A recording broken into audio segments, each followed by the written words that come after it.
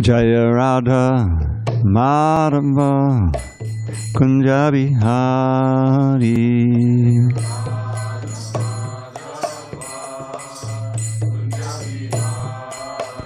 Jaya Radha Madhava Kunja Bihari.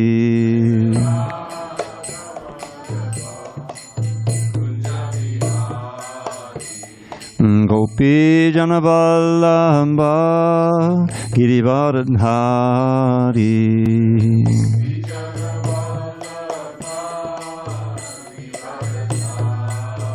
Jaya Gopi Jana Vallabha Girivardhari.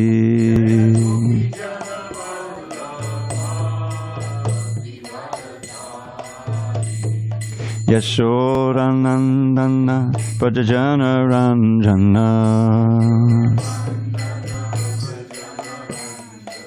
Yashodanandana Prajajana Ranjana. Yamunatira Vanachari. Yamunatira Vanachari.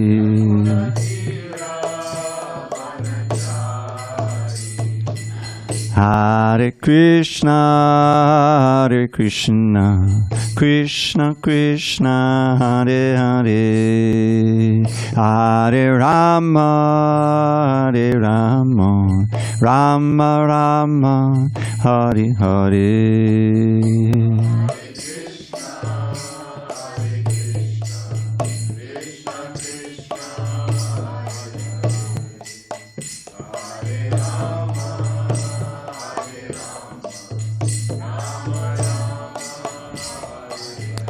Hare Krishna, Hare Krishna, Krishna Krishna, Hare Hare, Hare Rama, Hare Rama, Rama Rama, Hare Hare.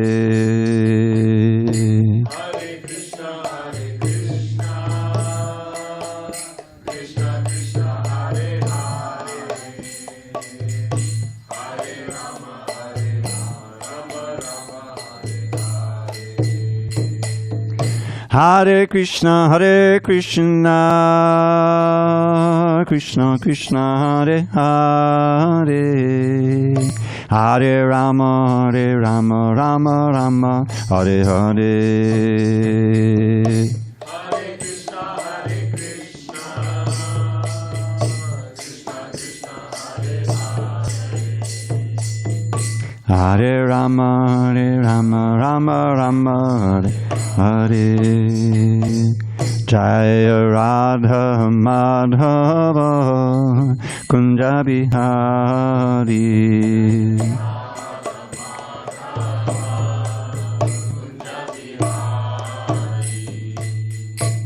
Jaya Om Vishnupad Paramahamsa Varavijakacharya Ashtotar Tata Sri Srimad His Divine Grace Srila A.C. Bhaktivedanta Swami Prabhupada Ki Jai. ISKCON BBT Founder Acharya Srila Prabhupada Ki Jai.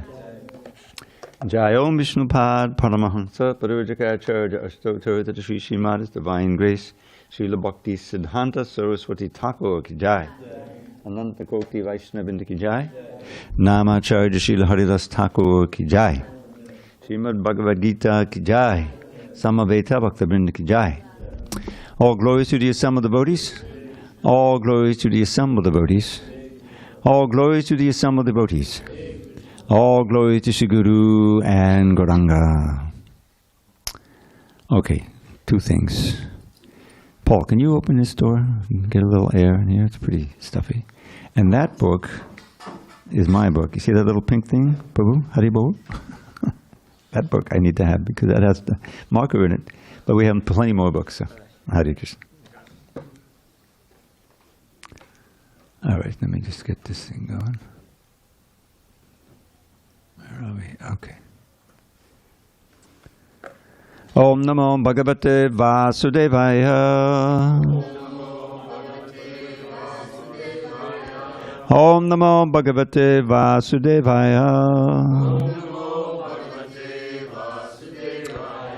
Om Namo Bhagavate Vasudevaya.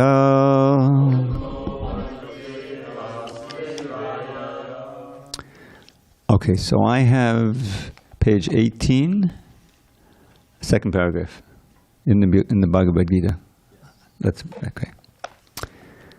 All righty. On this, whoops, what happened here? On this 15th day, oh boy, this thing's not working now. Oh boy. All right, just give me a second, because this is going to be trouble.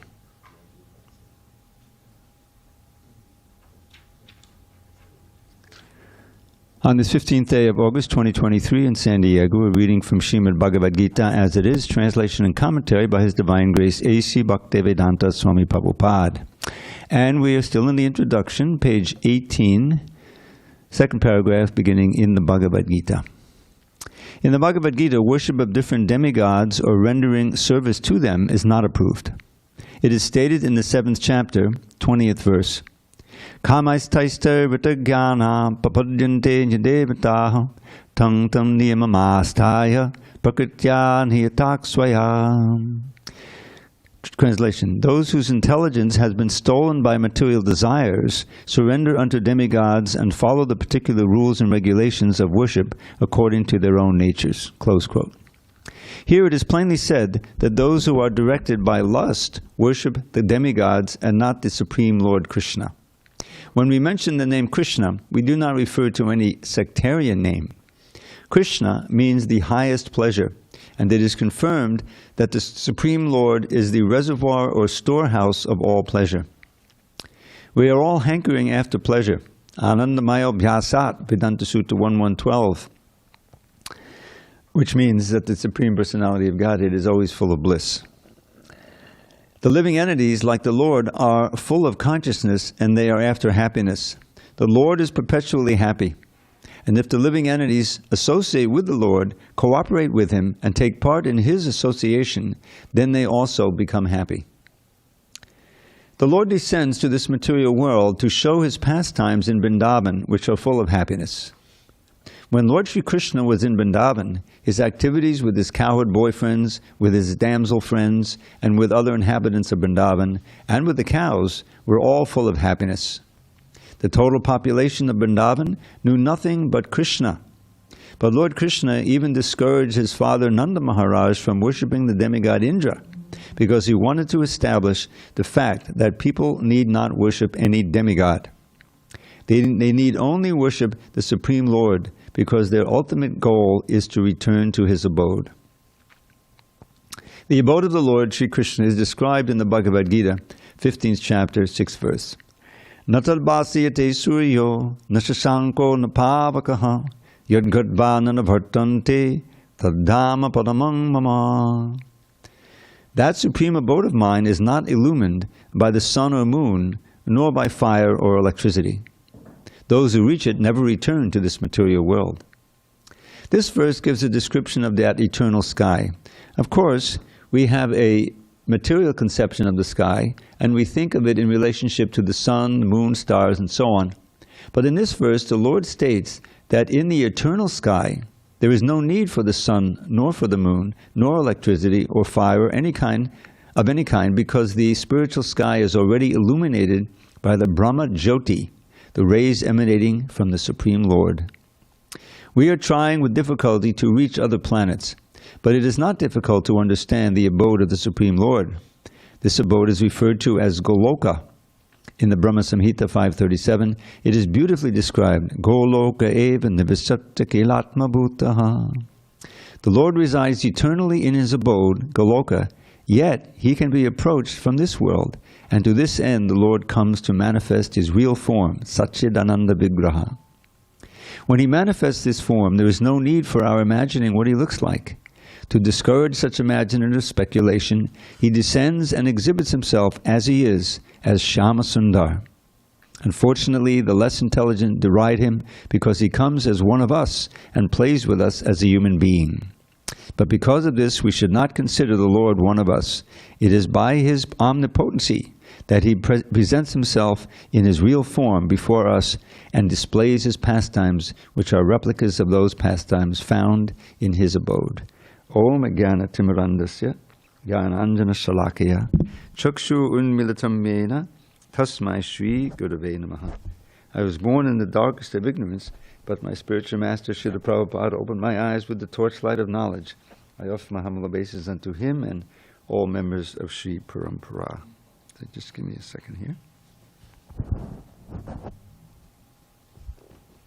Okay, that's all I need. So, Srila Prabhupada is continuing in his summary of Krishna consciousness and introducing some very important subjects here. So the first thing he talks about is how there's no need to worship anyone else. This is often misunderstood, and for people who are, for need of a better term, considered Hindus. I remember I used to go to Winnipeg every year, Canada, for some years. And during the summer, it was quite warm at that time. It gets really cold up there. And there's a nice little temple there. And they had some nice relationship with the local Hindu temple. And we would always have a program there. We'd go over there, do a kirtan. I would speak a little bit like that. And this Hindu temple is like typical of many others. There is a nice murti of Radha and Krishna. But there's also, we have Shiva there, and there's Durga there, and there's Ganesh, and who else they had? Narayan, you know, they have Vishnu. So in other words, they're covering all the bases. You can come there if you want to worship this one, that one, this one, that one, or you want to worship all, just to make sure that you don't leave anyone out. This is part, you may recall, those who know the 10 offenses against the holy name, this is one of them. To think that the names of the demigods, or the demigods themselves, are equal to or independent of the name of Krishna. In other words, this kind of establishment reflects a material motive. It means that the whole worship that are taking place is to fulfill some material desire. And that's why it says, kamais taista rita jnana.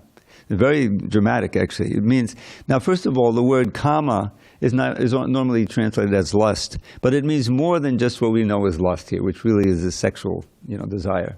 It includes that, but it includes any strong material desire, And so here it means, by varieties of strong material desire, one loses one's real knowledge. Rita jnana means taken away. And what is that real knowledge? That real knowledge is what you learn in Krishna consciousness. Knowledge of the self, who you are, who God is, what that relationship is, what this world is, and how God relates to that, how we relate. All of these basic principles of knowledge, which in some is called sambandha gyan. It means knowledge of things as they really are, because we don't know in our ordinary consciousness. By default, you grow up in a materialistic family, an ordinary family, and you're going to be in the bodily concept of life. You're going to think, oh, I have this name, I have this form, I have this color, and here's my family tree, and all of this business. I like to point to the license here when you get a license. There's your little picture, right? They have your address, they have the eye color. I think they even try to give you your weight on there. It's a full... this is who you are, right? They want to make sure that the person that they're stopping for the infraction is really legally driving the car, So. But it's just a example of the main mistake that underlies all material life and underlies our imprisonment in the material world. Misidentification with the physical and with the mental body too. The subtle body is also part of this. Misidentification. So what do we do? What does someone do when his mind is taken away by these material desires? Papadyante anya devata. They surrender unto other gods. Tangtamimase, controlled by their own nature. According to your how you're situated in the modes of nature, you worship this god, that god, this god, this god.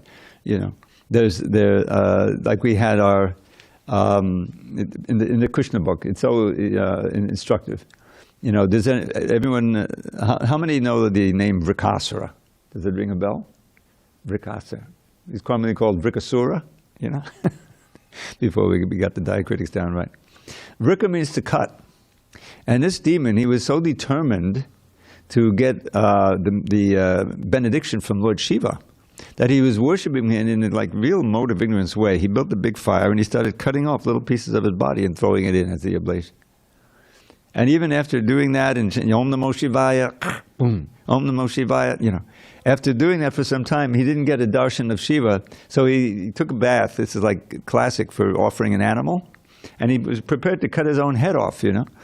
So Shiva actually appeared out of his mercy, out of compassion. No, you don't have to do that. Here I am, you know. What do you want?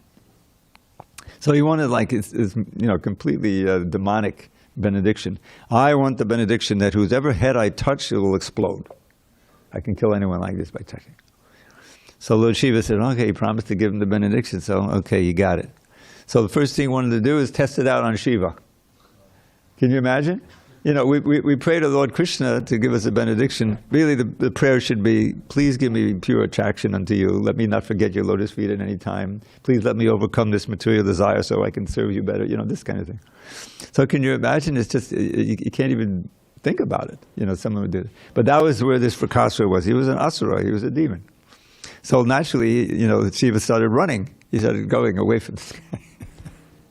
They ran all the way up to Vaikuntha. I think it was the Vaikuntha planet, the Dhruvaloka in the material world. And he runs up there, and then Vikasura comes after him, you know, and he's huffing and puffing. You get these ideas.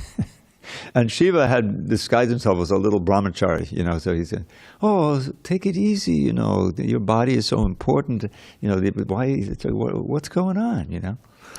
So Vikasura was get the feeling, oh, he really wants to help me, you know, so okay, yeah.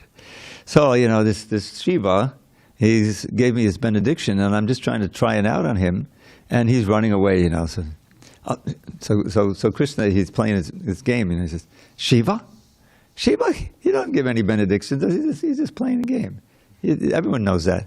Just try it out. You'll see. You touch your own head, you'll see there's nothing there. So this stupid Vikasura, you know, because Krishna one of his powers is to speak in such a way that he can convince anyone of anything, you know. Vavaduka, Supandityo, you try to do 64 qualities, and one of them is a very skilled speaker, you know. So Vikasura, being a dumb demon, you know, he touched his own head, boom, and that was the end of the demon. But the point is that's what this verse is describing. That when you're and now Prabhupada references the Govardhan Leela, which is very appropriate for us.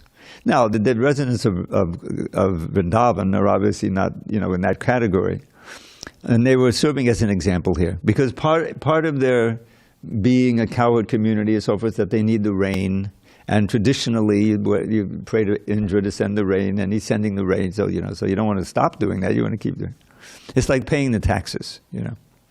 So they have this elaborate thing all set up for Indra Puja, which they've done before, you know, traditionally for years and years. And Krishna he has a plan. And this is part of Krishna's qualities, genius. He can do one thing and it serves many subjects, many purposes. So the first thing, he wants to teach everyone that it's not necessary to worship any demigods. Just worship me. You worship the demigods and you get entangled in all these material desires. But if you worship me, you get free of material desires, you go back to Goloka Vrindavan. So you know the pastime, I'm not going to go through the whole thing. He had them perform this wonderful Govardhan Puja, which we enact here nicely, as many of you have experienced. This is, after all, New Govardhan. And you see at every corner there, you have this beautiful, you know, Krishna's lifting hill. And so, you know, Indra, when this is a perfect example. It's Indra. I mean, Indra is a servant of Krishna. He's running the heavenly planets, and he's controlling the weather, and so many very responsible position. And but because he's Indra, you know, Sakama. It's called a Sakama devotee. It means he's a devotee of Krishna, but there are a certain number of material desires that kind of diluted, and we're enjoined. Those who know, you know, the verse at the beginning of the Bhakti Rasamrita Sindhu, that don't let your bhakti get occluded or covered by any material desire. This is like a foundational verse about what this movement is all about. You know, Lord Chaitanya's teaching, Rupa Goswami. Anyabhilashita shunyam jnana karma jnanabatam. Anukulena Krishnanushīlanam bhaktir uttama. We're after uttama bhakti. And you learn in the Kapila Deva chapters in the third canto that bhakti can be also, done in the mode of passion, even in the mode of ignorance, in devotion to Krishna. So here he says, Anya abhilashita, other desires. This is what it's not. Anya abhilashita. This word asha, we're saying every morning with the Tulsi, it's a strong longing for something. So anya abhilashita shunyam, devoid. Right? Shunya means devoid, just like with shunyavadi, nirvishesha shunyavadi. Devoid of other desires, categorized as jnana and karma, means desire for liberation, jnana, and karma means all material desires. And if you come up with another one, it says adi. Adi means etc. Karma jnana yanavritam. Avritam means covered, occluded, contaminated by material desires. So that's what we want to avoid. Then what do you want to do? Anukulyena Krishnanushīlanam. It's very simple. Always serving Krishna favorably to please him, whatever the desire is, and is usually conveyed through the Shastra and the spiritual master. Okay, the first desires.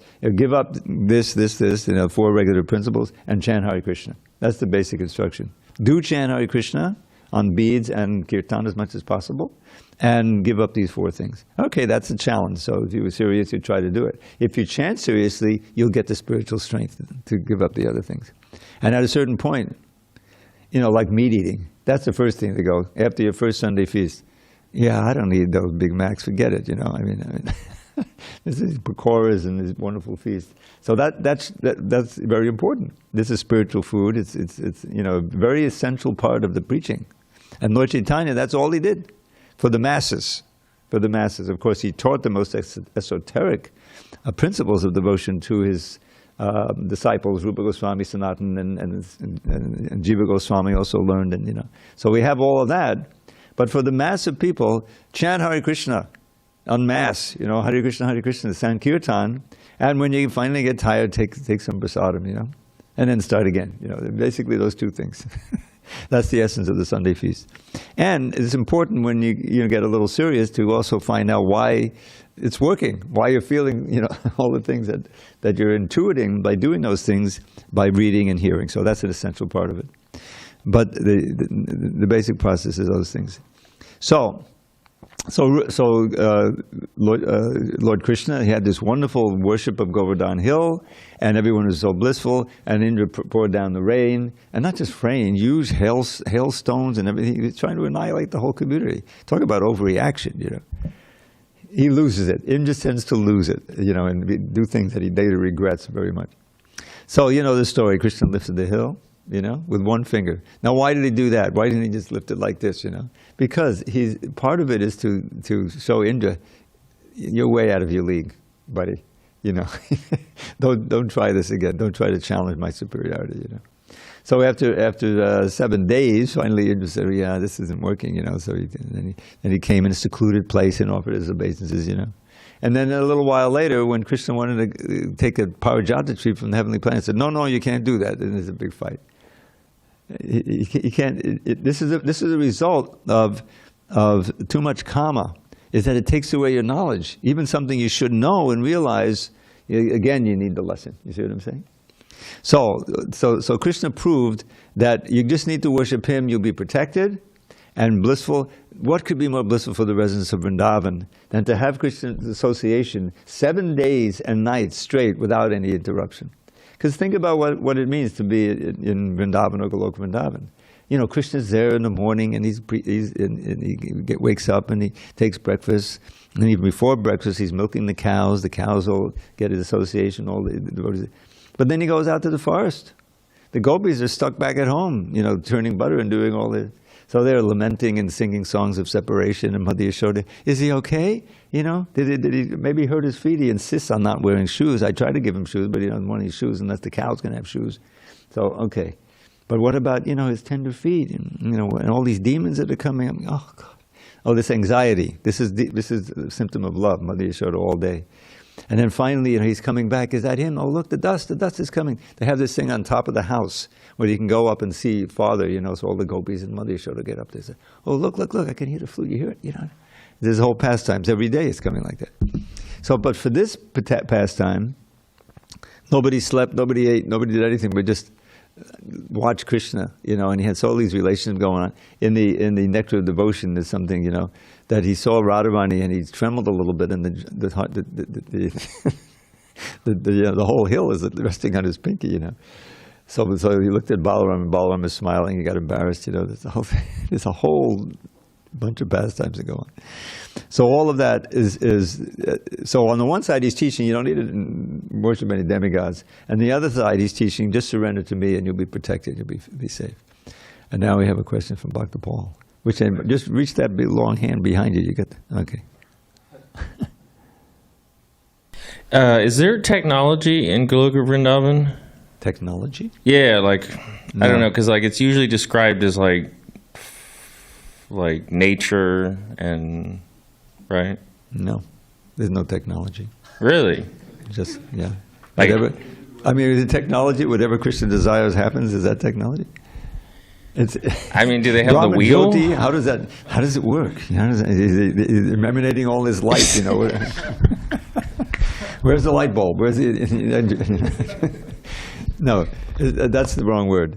What it is though is the whole thing is varieties of loving exchange with Krishna. Infinite varieties. How does a tree express its love for Krishna? These wonderful verses. I'll just give you a sample, This is in the 10th canto. There's various songs of the gopis, and we shouldn't be afraid to check them out, They're really not that intimate, So they're at home doing their, chores, and they're singing of Krishna. And it's beautiful. I should have brought my little tablet, machine. So one of the ones it says Anucharaisa Manavarna Taviya Adipura Chihivachal Bhuti Vanacharoka Jitateshi Tadanti Venanavi Yatigasi Yadahi. Now they're kind of meeting in pairs and singing to each other, So what does that mean? Anucharai are his companions. They're those who go. So they're praising him. They're singing songs. As they go, they're also glorifying him. And they're it seems to be it is as if this is a Supreme Personality of Godhead surrounded by all the demigods glorifying him. That's the way they're saying it. So they're going on, and as he does that and walks into the forest, all the trees. Remember, everything is completely conscious. All the trees and creepers, they become ecstatic. Oh, Krishna's back in the forest. So you've all seen these movies of. Well, I forget what they call it, where you see the tree, but it's blooming really quickly. What do they call it? Time-lapse photography, yeah. So the trees suddenly bloom with all these flowers and fruits and everything. There's more weight, they bow down. So the leaves, the branches all bow down with the weight, and the creepers. So they're visualizing all this. Anucharaisam Anabarna Tabiya Adipura Chihibachala Bhuti Vanacharokajitatesha Tadandi Venanavi Yatigasi Yadahi. And then Krishna, he can call the names of all the cows with his flute. He's not an ordinary flute player.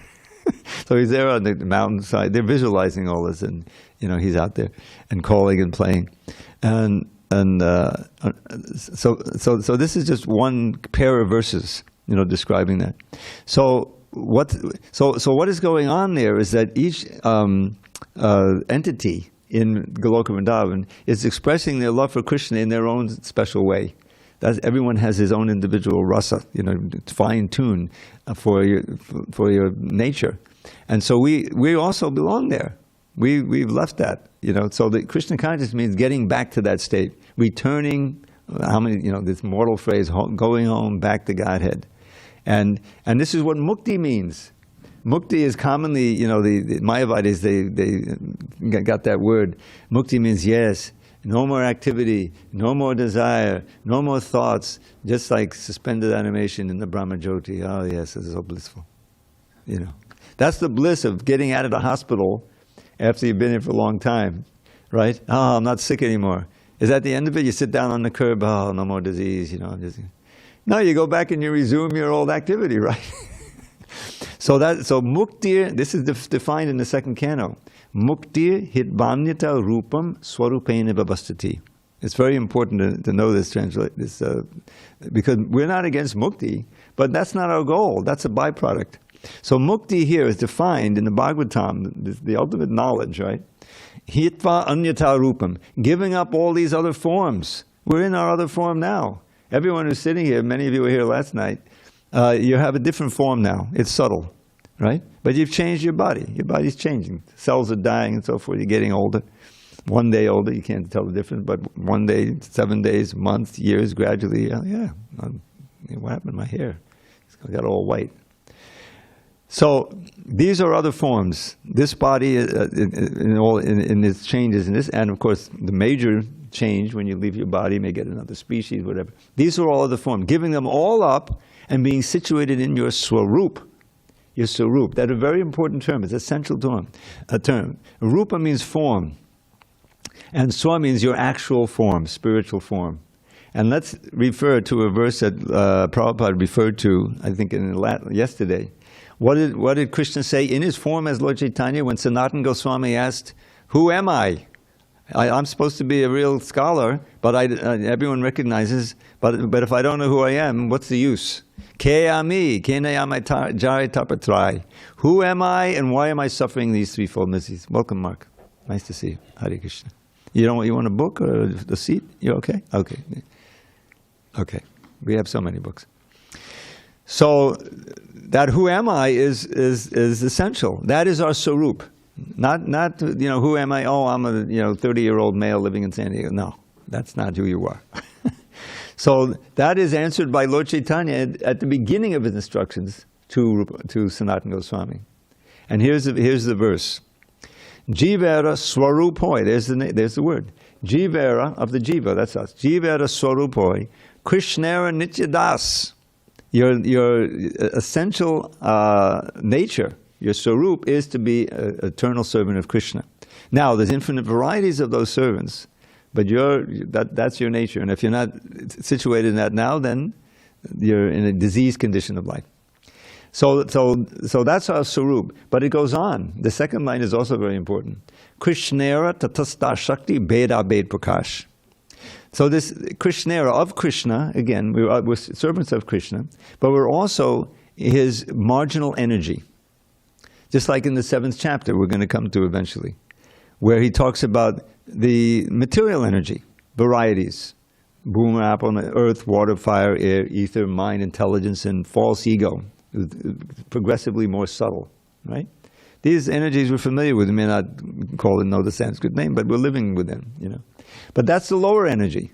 This is apara prakriti. Apara means not transcendental, lower prakriti. But there's a higher upper.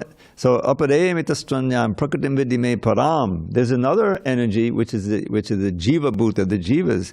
Jiva bhuta mahabhav yedam dayate jagat. This is the para prakriti. We're a spiritual energy. That is it's never going to change. We may enter into the form of a ant, whatever it is, but we're still spiritual energy. Otherwise, that little ant body wouldn't move, So, but that's a tragedy that they're living in. So the tatasta shakti. Tata means the margin between the material and spiritual world. Because we're so minute, we can lose our focus on Krishna and turn toward the material energy, and want to be the dominant, want to be the enjoyer and the controller, like Krishna.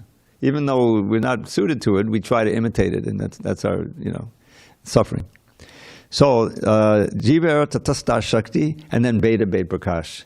Beta was simultaneously, and this is kind of inconceivable because a chincha beta tattva, that was simultaneously separate from Krishna. We never merged, although they Mayavadi want to. That's an illusion. And we're separate. We're different from, and also we're one with. We're one with him in quality, and different, obviously, in quantity. That's the basic difference, But if you get a wide enough difference in quantity, that's practically qualitative. It'd be the sun and the sun ray, the sun, But we have Krishna's qualities. We have consciousness. We have desires. We have the ability to love. And we have a place in the spiritual world. So now, this one other point I have from what Prabhupada talked about, and he described, in the Bhagavad-gītā, there's precious little description of the spiritual world. This is practically it. Natadbhasyate suya. There's no need for the sun or moon or electricity. One who goes there doesn't return. That's a very important concept. But you'll find so much description in the Srimad Bhagavatam. And one of my favorites is in the Brahma Samhita. You know, that at the end of that song, Lord Brahma has 2 verses that describe the spiritual world, which is very attractive. It should fascinate us. This is our home, you know. So he says this, many of you may know this verse, these verses. Shriya kanta padama padusha kalpatanabo duma bhumis chinda manigana mahi toyam amatam kata ganam natyam gamanam apibangshi priyasaki Chidanandam Jyoti Padamabhitada Asvajamapicha. Now Asvaja means to taste. So this is an important thing in the spiritual world. You may, it's kind of understood that Krishna can perform all the activities of the senses with all his other activities. That's why you offer him food on the altar with love and devotion, and he can eat it just by looking over it. He can see with the devotion that went into it. That's what he wants to taste, you know. So this verse has that concept. So he says, first of all, in that spiritual world, Goloka Vrindavan, all of the Krishna's consorts who love him, they're goddesses of fortune. Shriya Kanta. Kanta means the beloved.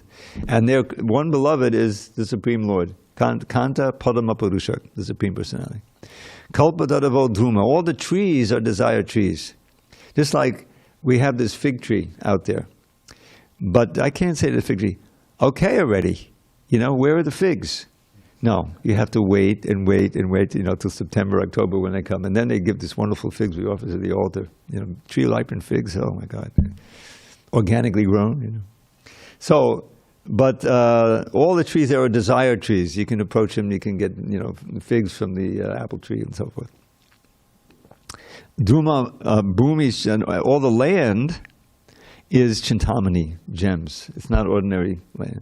Chintamani, money, toyam amritam, the water is all nectar, walking is dancing, talking is singing, and one can always hear that wonderful flute sound in the background, Krishna's dear flute playing.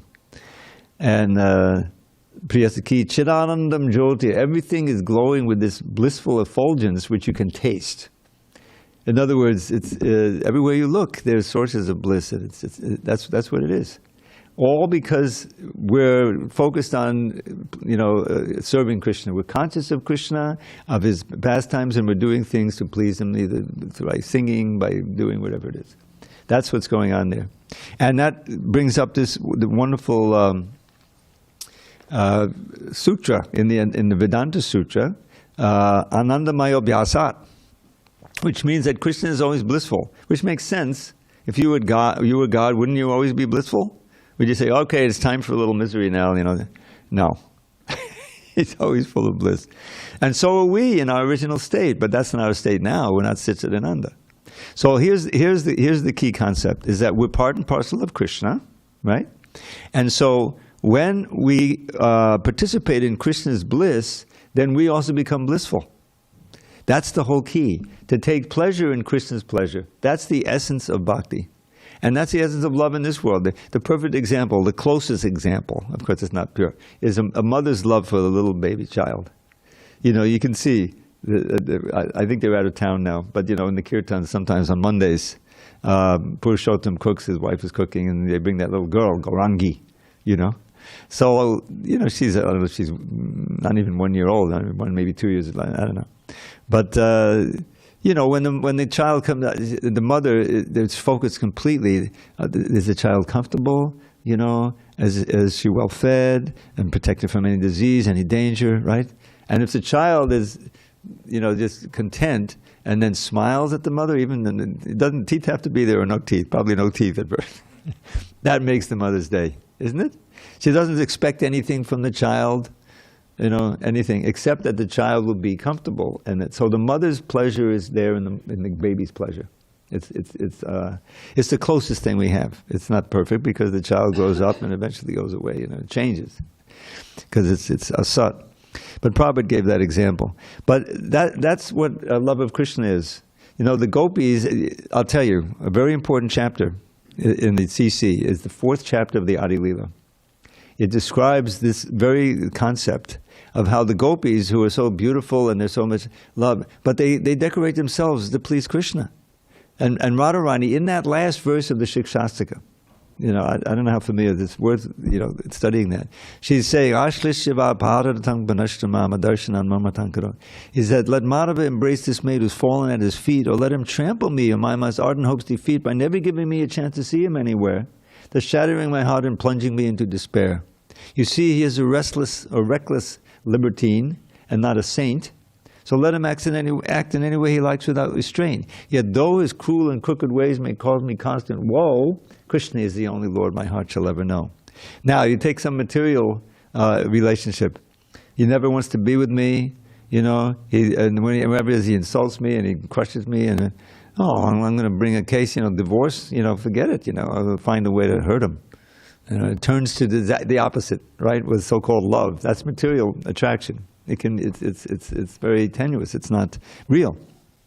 But here, Radharani, and there's a song that comes after that verse in the last chapter of the CC, in chapter 20, which is written by Lord Chaitanya. He's spoken by him, and it's actually written down. And she says, if Krishna wants to be with another gopi, fine, great. I'll just go take that gopi and take her hand and bring him to Krishna. I'll be perfectly happy. This is not a material relationship. Her happiness lies wholly and solely in the happiness of Krishna, and because of that, he loves her the most.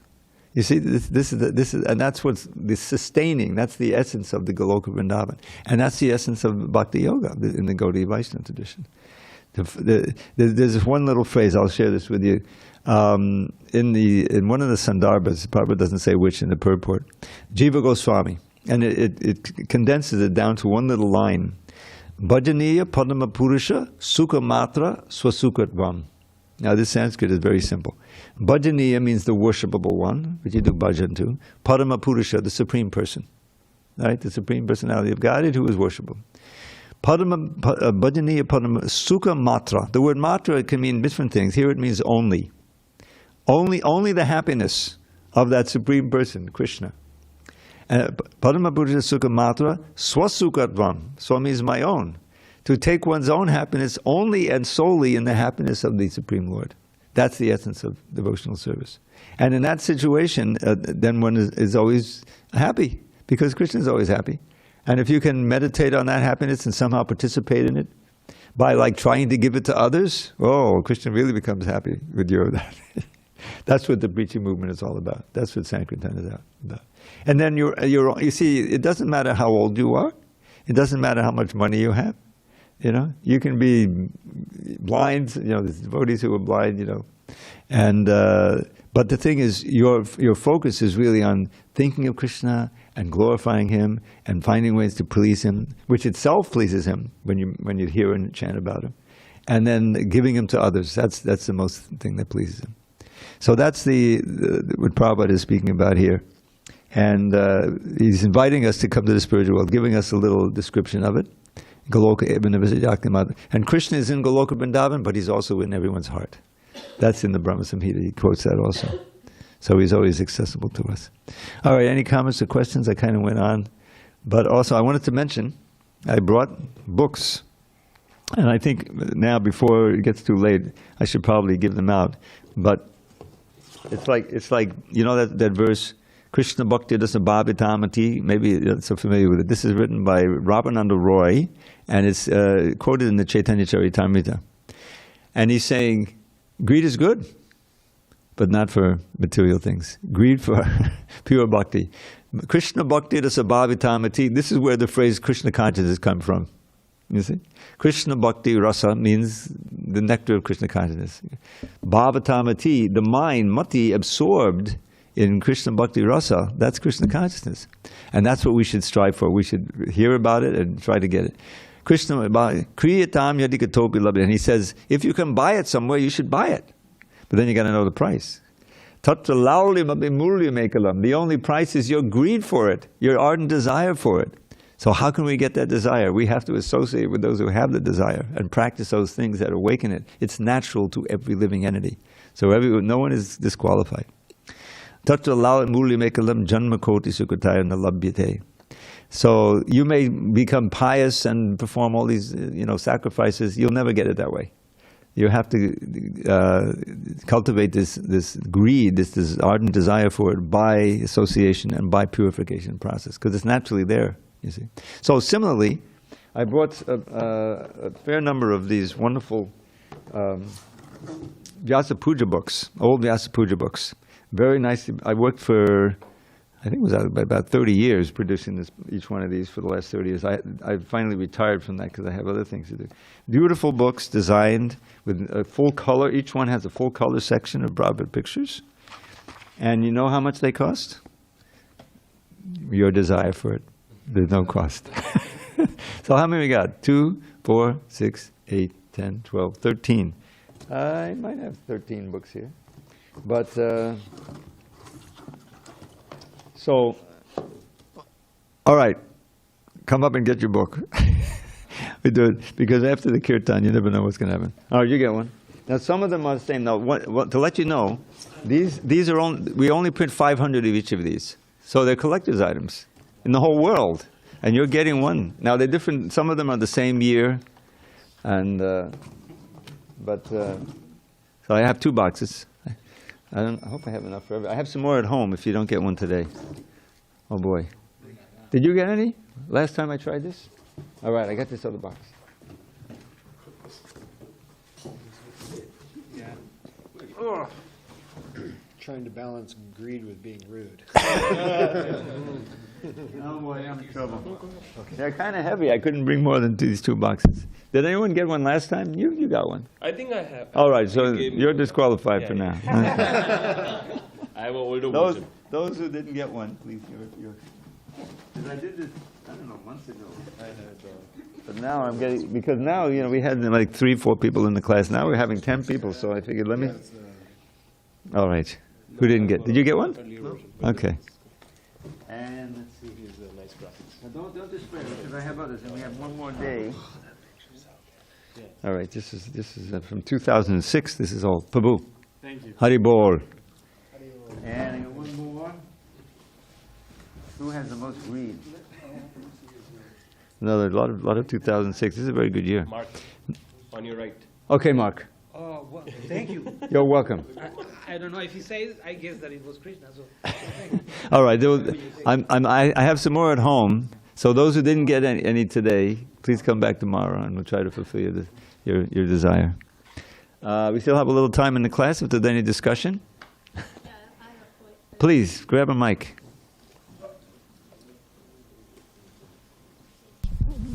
So, Hare Krishna. So, I was in India last month, and what you said about Krishna and that we shouldn't worship the demigods, actually, especially close to the Himalaya, people are really into Shiva. And so I had some discussions, and like, no, it's all wrong. Prabhupada is doing this thing. Shiva is the best. You know, the topic. So I was trying to prove, not prove, but trying to have an argument, but since I'm kind of not an advanced devotee, I didn't really know how to handle the conversation. So I was trying to say, well, in the Bhagavad-gītā, it says that Krishna, right, but they don't really agree. And so I don't know what would be, maybe we should just not even bother. The thing is, you're going to run into some dyed-in-the-wool, demigod worshippers who are not open to it. But the whole idea is that all of these demigods, they're empowered by Krishna to do whatever they want to do. You can pray to them. You can pray to Shiva for devotion to Krishna. After all, he's the best Vaishnava. Vaishnavanam yata Shambhu is described as the Ganges is the best river, Shiva. So, I remember we had, years and years ago, we used to have Shiva Ratri. I discovered within the last 10 years that Shiva Ratri is not Shiva's appearance day. It's a night, I think, that he married Parvati, something like that. But anyway, there was a big celebration going on. And I was doing the artik on the altar. I used to do an evening artik. It was the 7 o'clock, we said 7 o'clock, not the last one. And we had devotees here. They had set up the Shiva Linga where the fountain is, and they had offered all the food there. And there was a fellow here, I won't name his name, and he was dressed like Durvasa Muni, and he was offering all of these prayers to Shiva, and the curtains are open. I said, this isn't right. But what could I do? I'd have to do the artik, So I said, all right, next year I'm going to, preside over the Shiva Ratri celebration. So next year rolled around, and we said, okay, we're going to study the Song of Lord Shiva in the 4th canto. Shiva comes in the 4th canto, and he has a beautiful song that he sings to the prachetas. He teaches it to them, and they go chant it for 11,000 years underwater. That's a long story. But it's all devotional. And Shiva is begging, when to see that form of the Lord, Shamasundar form. It's a devotional song that Lord Shiva is singing. And in fact, when Lord Chaitanya was going around India, in his sannyas, he would visit Shiva temples. What's going on? But so Murari Gupta wrote a book and described some of the prayers that he was singing there. And he was doing Lord Shiva, please, let me chant in the name of Lord Govinda. Give me pure love for Lord Govinda. He's teaching, of course. So the point is that as Krishna describes here, that the demigods are there, and they're all kind of part of the government. It's a universal government. Especially Indra with the rains and all these different things. There are so many millions of demigods, little insignificant ones. Even to blink your eyes, there's a demigod in charge, So what does the Bhagavatam say? Bhagavatam is the ultimate authority. Yatatado mula nishecharena chipyanti tatskanda bujo bhashaka pranopahara chayatendriyanam tataiva sarvahanamachiteja. Is that just as when you water the root of a tree, all the branches and the leaves and the fruits and flowers are watered, right? Similarly, when you put food in the stomach, all of the limbs are nourished. Similarly, when you worship Achyuta purely, then all the demigods are satisfied. They're more satisfied if you worship Achyuta than you worship them separately for some material thing. Like Shiva was, Ravana was a great devotee of Lord Shiva. And he got some benedictions, he was powerful. But Shiva was happy when he was killed by Ram. It wasn't like, because that's they're also devotees, great devotees. She was a great devotee. He wanted to become Narayan eventually, that's why. Who? Ram? Yeah, Ravana. Ravana. Because he wanted Lakshmi. He wanted to build a staircase to heaven. Wasn't there a movie like that or something? He literally wanted to build a staircase, or Put fragments on the gold. Huh? You want to put fragments on the gold. Oh, that's what it was. Yeah. Oh, let's go. So the demigods are there, and you can worship Ganesh for success in your business. You might get it, but that's ultimately not your ultimate goal in life. So it can be a big distraction. And what do the demigods want you to do? They want you to worship Krishna ultimately. So if you really want to please them, just like Ganesh, he takes away the impediments to devotion. So the devotees can pray for that. That's why we have Ganesh here, not here on the outside of the door.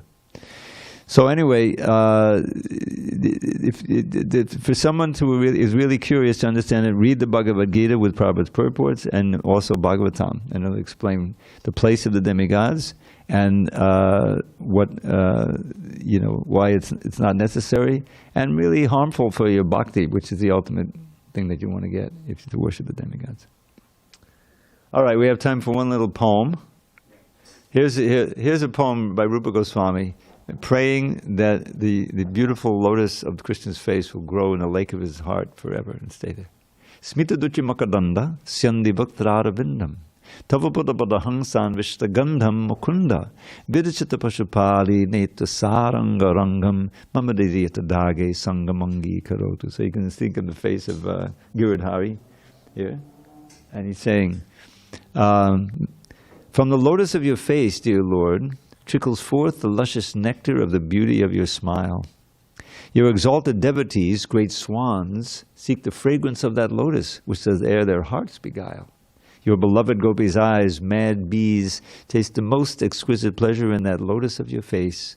O my dear Mukunda Dev, I pray, may the lake of my poor heart be by that lotus ever graced. Hare Krishna. So let us adjourn, and we'll have this kirtan before Shri Shivada Giridhari. And tomorrow, same place, same station. You're all welcome. I'll bring some more books, Prabhupada, for those who didn't get.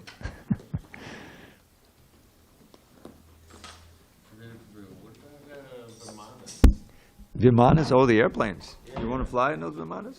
Well, they're in Colombia for that one, right? You'll be able to fly in it. You go back up there. Yeah, that's part of it.